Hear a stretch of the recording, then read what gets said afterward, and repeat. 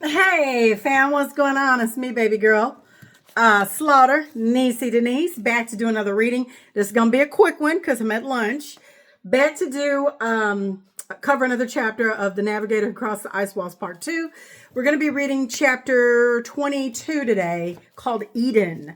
Over on Facebook yesterday, I did a live stream and I read over 3 chapters. I need to upload that over here on YouTube. This is going to go on YouTube and on Facebook when I'm done reading. But for those of you who are over on Facebook who follow me, then you saw the reading yesterday. If not, I will try to download that video and upload it over here on YouTube, okay? Let's get into it. So we're reading chapter 22, which is Eden, okay? This is by Claudio Nicelli, as you know, and we are discussing what's going on with this captain who was rescued by the Migree and the different worlds he's been to. He's been to Laurentia. He's been now he's at the Ancestral Republic, the Ancestral Lands, and also really quickly, I did upload it, I think, on TikTok. I'm not sure if I did it over on Facebook. I know I didn't do it here on YouTube. I did get his newest book. Claudio has 2 books out, but they're audiobooks, okay? I listened to one last night. I'm in the process of listening to another. I will finish that today. The hard copies have not come out because they're very, very short, but I just want to let you guys know that he does have some new books that are out, and they're very short reads, like 20 minutes, 23 minutes, one book. And the other one, I think, is like 41 or 42 minutes over on Audible. Okay. And it's just a continuation of what's going on with those who go beyond the ice walls, right? Because now we know that they've locked things down so much that you will be able to take a trip to Antarctica. And I've actually been online a few months ago looking up pricing to see how much it would cost and how long it would take to get there. I am interested in just going to see the ice walls and see what's down there in Antarctica, even if it's at one of the 2 bases. I don't know if I'd be able to find a McMurdo base or not. I think that's a military operation, but I have to do a little bit more research as to how. I know you fly in a certain location and then you travel by ship, obviously. Okay. So without any further ado, let's get into chapter 22, Eden. After the Ancestrals and the Migree gathered in what looked like a hangar, I couldn't help but notice that although there were no visible weapons, it resembled a military hangar rather than a civilian one. It reminded me of some of the Norwegian military facilities I had seen, but this one was far more advanced. The atmosphere quickly filled with tension as the radar systems they operated were detecting enemy ships approaching. At the time, I couldn't fully understand the real danger, but the fear was palpable and it was in the air. We were then informed that we needed to evacuate the area immediately since Ann Kumar's vessel carrying the 25 rescue humans had most likely been tracked to this location. We were led to a platform with metallic elevators which were connected to rails that stretched across the skies. They explained that we would be ascending 2 at a time in these machines. As we ascended, I was able to get a better view of the landscape below, and I realized that we were far from any major cities. In the distance, I could make out 2 distinct clusters of incredible, modern, brightly illuminated structures, along with a very advanced port further along the opposite side of the island.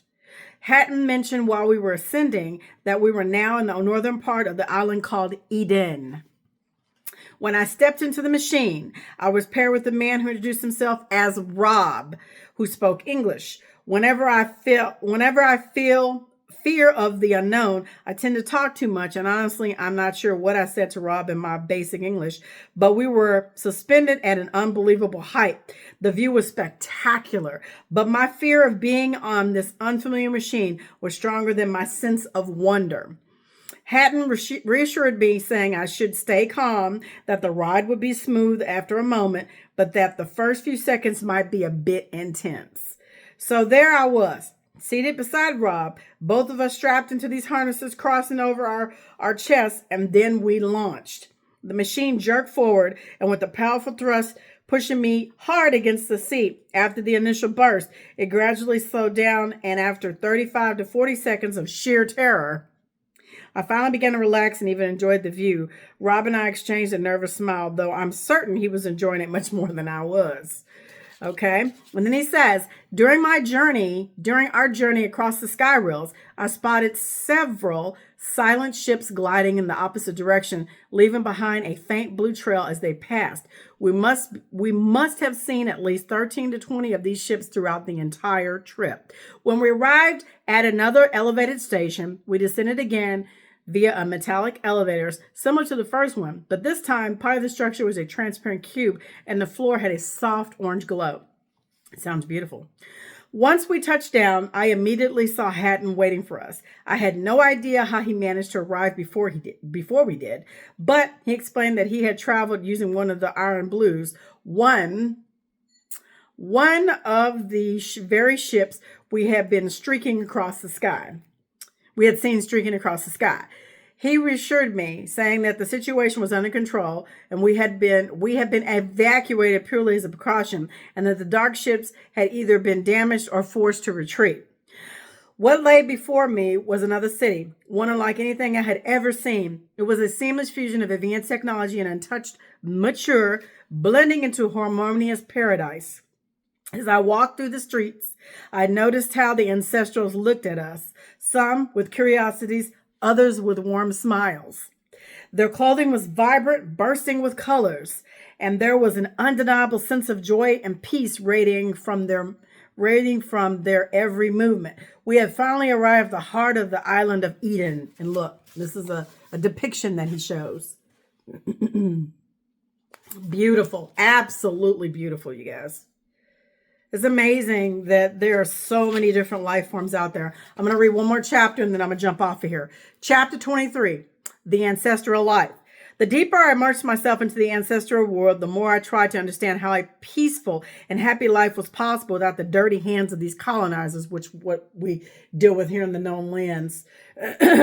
They all spoke about the same thing, and each one of them possessed a wisdom like few others. They always mentioned William, Helen Morris, and Captain Butler, and they were like modern heroes. Without them, this plan to rescue humanity would have not been possible, as well as the sending of 14,000 ancestral masters who, although many had to return, others had been killed inside and had opened a unique path so that some humans could be brought to these lands. I want to be one of those humans. I'm telling you. They also mentioned beings called the Cassipians, like Heinrich, who had helped with their advanced technology by opening another portal for crossing between the domes. I began to learn a whole rich history that had been hidden under very recently. I had begun to learn a whole rich history that had been hidden until very recently, although by now I was truly lost with the passage of time, and I had no longer knew for certain how many human years from the first dome had passed during my experience in the Eden, the most mysterious and beautiful island anyone could ever know. I never saw Ann Kumar again, except from afar, but I later understood that she was a very busy person and part of the ancestral forces. She was always on some mission going back and forth. The days passed with much peace and reflection. The ancestrals always showed us a different perspective from the one our minds were used to seeing, always walking along the beautiful beaches there, sitting on the sand under the red sun, or simply inside their white domes where they lived. Also, they were quite restless and traveled back and forth between islands and lands. On the waters, different types of very modern ships would always be seen, both military and civilian, going from one place to another. Check this out. This is beautiful. Take a screenshot of that. Absolutely beautiful. And it says, the experience there was as pleasant and peaceful as it was full of ancestral knowledge. And once again, I lost track of the time that had passed, but I assumed it would already be 1919 in my time. I felt like a completely new person. And when I remembered my past life, it was as if I could no longer recognize myself. The 23 human people who had been rescued from the other side were also doing very well, with only a few suffering from some recurring nightmares. And at the beginning, they had very hard time. And At the beginning, they had a very hard time, but then they adapted quite well, leaving their fears behind. Clearly, ancestral wisdom had guided them down the best paths, although there was something they always repeated constantly. You must walk the path on your own. We can only show you where you can go, but we cannot walk it for you. Therefore, the transition is not always easy. On the other hand, returning from the lands to the lands of origin can be truly traumatic. And for that very reason, the 14,000 ancestral masters who traveled to help the human awakening were considered obsolete heroes, as was William, Helen, and Butler, who fought for human liberation day after day. The migrant eventually returned to Laurentia, and I decided to stay in the Eden for a while. The other rescued humans had traveled south to the other ancestral lands, but I hadn't wanted to leave. Something tied me to these islands. I had found a peace I could not have even explained in words. There I spent my days studying with the ancestrals, son after son, and so time passed very quickly. Okay, and that's chapter 22 and 23. Chapter 22 again was Eden, and chapter 23 was the ancestral life, and that would be the life that I'd want to live in the rest of my days in this avatar body. Do I want to help humanity free ourselves? Absolutely. But as this text says that Claudia wrote, they say, you must walk the path on your own. We can only show you where you can go, but we cannot walk it for you. Therefore, the transition is not always easy. In this dome, we have a lot of misguided and ignorant people. I was catching up on Chief Rebel's podcast, and I was listening to him talk about several people, just in general, off the muscle, how, men can be feminine and how women also in our feelings, and how people can throw one another under the bus. We are a tribe that supports one another, right? We support each other's work. Everybody does something different. I talk about the land beyond the ice walls. And, I've been talking a little bit about Tartary. I'm going to deep dive into it because I am reading and I want to go to some websites. And not only that, when I'm in Chicago, I want to take some pictures of some of the Tartarian buildings if I have time while I'm there. I want to see it for myself. I know based on living here in Houston, downtown has quite a few structures that were built previously before the last reset, right? And so for me, it's like, I don't have time to belittle anyone. Your belief, again, is a lack of knowledge and knowing. Whatever this person or however these people feel at the time when they see my videos is fine. I mean, you can't please everybody, right? Everybody has their own direction, their own path to follow, right? All I'm doing is presenting some information that I find fascinating and that it resonates within me. And so hoping that whoever sees this video feels the same, goes out, gets the books, does the research on their own. Okay. So my point in making these videos is just to share some information. There's still a lot of people that don't even know about Claudia Nocelli's work. They don't even know that there are lands beyond the ice walls. They don't even know that we're in an enclosure. And there are 7 to 9. I've read 9 and I've read 7. There are upper echelon levels above us in different dimensional aspects. And there are beings that are there. We're being monitored. We are like the grand experiment, the new kids on the block. And there are multiple races within this dome. Regardless of how people feel, it is the truth. So my point is that, people are going to say what they want and you can't please everybody. My point is I never want to come on here and talk trash about anyone because that's not who I am. I'm not like that. I mean, if I have a disagreement with somebody, I'm not going to air my business and my dirty laundry all over the internet. That's not who I am. And not to say that I would ever have that. I'm just simply saying that,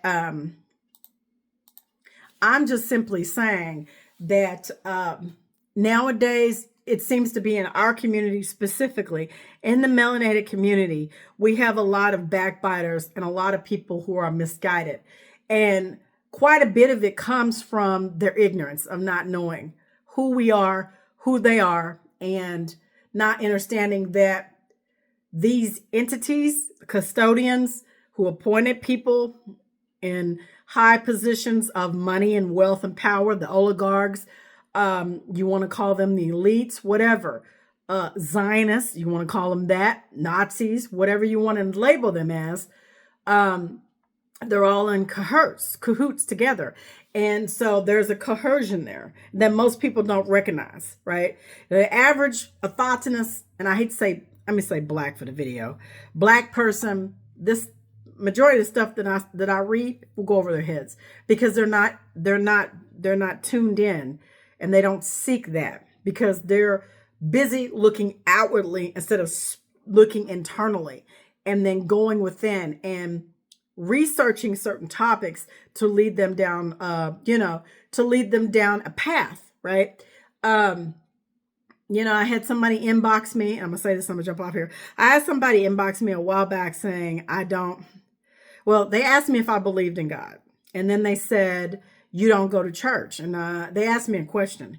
And then another person chimed in and also mentioned, well, you're reading all these different texts. You're going to get confused. No, I'm not going to get confused because I understand, like so many probably don't, that the kingdom of heaven is within you, right? You're going to these institutions and these churches and you are professing it outwardly. You need to be doing the work internally, right? If you still want to participate in those worship centers, as you want to call them, churches, mosques, whatever, for community and to build a network for people, that's on you. I'm simply saying is I see that they manipulated all the texts around the world to serve a certain agenda and to keep people at a vibration that they won't be able to break through if they stay following that same path. Not everybody is meant to ascend. Not everybody will get this information. So my point in sharing this video is to tell you that I appreciate you for taking the time out to listen to me read. I appreciate each one of you spending some time and just listening to me talk. But at the end of the day, you have to do the work like I have to continue to do the work, right? I find these topics fascinating, and I am going to go to Alaska, and hopefully I will be able to go to Antarctica. Time off from work, vacation-wise, I don't know. I have no idea. Only thing I can say is I can put that out there in the ether, and if it's meant for me to do it, then I will do it, right? Anyway, I hope you guys have an amazing day, and remember what I always say. Be the change that you want to see all around this earth dome, because it's up to you and I to make a positive change.